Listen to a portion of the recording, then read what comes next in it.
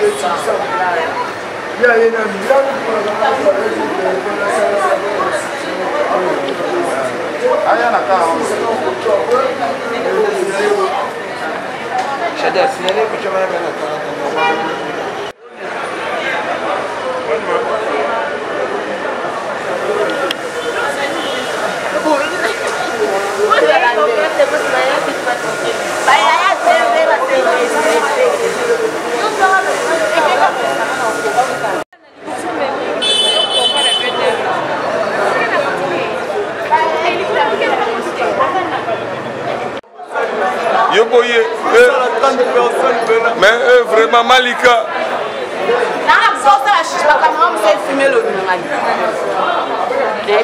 Wow, master,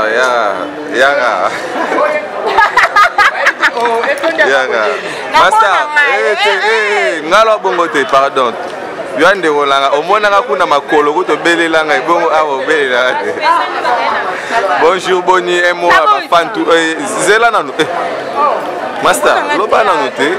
Omonanga dana traverser makolo belelanga bongo awo belela. Ah vraiment, batutu ba hotela yo un mot pour Koffi Olomide.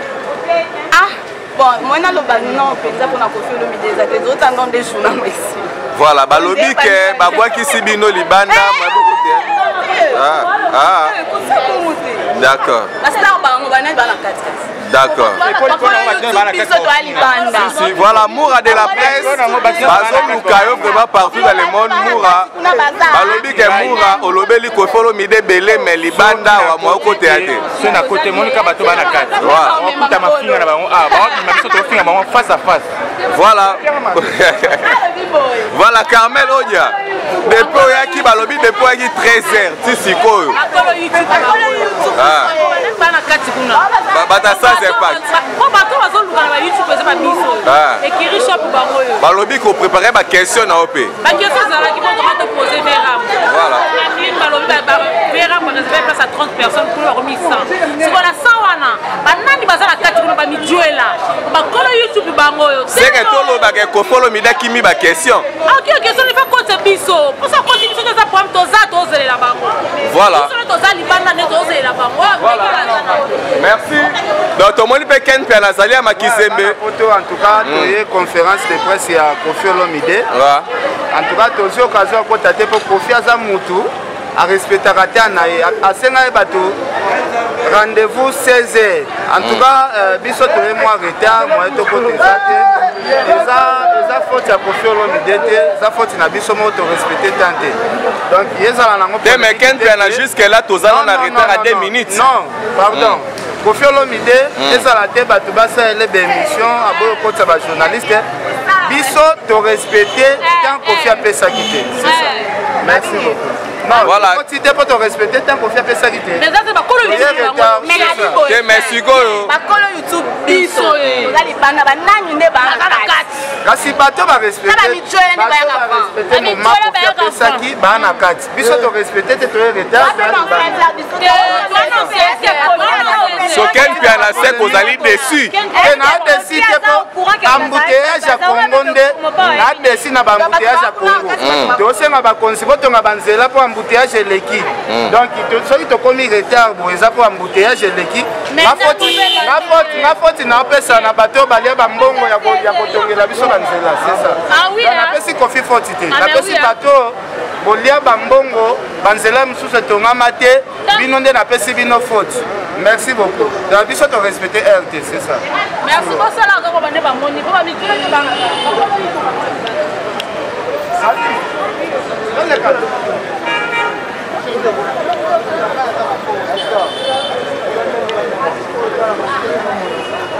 Trans RDC New Basi Balala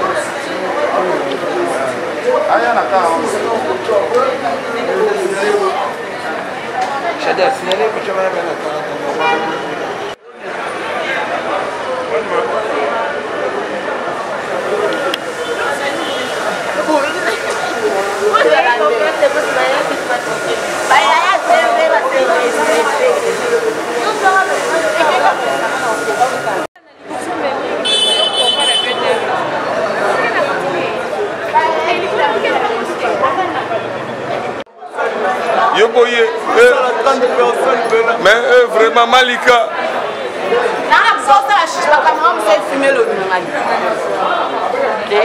Wow, master, yaga. Master, ngalo bongote, pardon. Yande rolanga, omonanga kuna makolo ko to belelanga ibongo awo belela.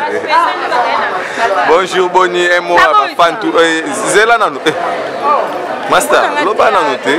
Omonanga dana traverser makolo belelanga ibongo awo belela. Ah vraiment, batutu ba otala yo emo pour Koffi Olomide. Ah, bon, moi na loba non, penza pour na Koffi Olomide za te autant dans des jours moi ici. Voilà, balobi ke babwaki sibino libanda maboko te. D'accord. D'accord. Voilà, Moura de la presse. Bazo Lukayo vraiment partout dans le monde. Moura. Balobi ke Moura, Olobeli Koffi Olomide belé mais libanda wa moi côté ate. C'est na côté Monica bato bana kati. On kuta mafinga na bango ba biso to finga bango face à face.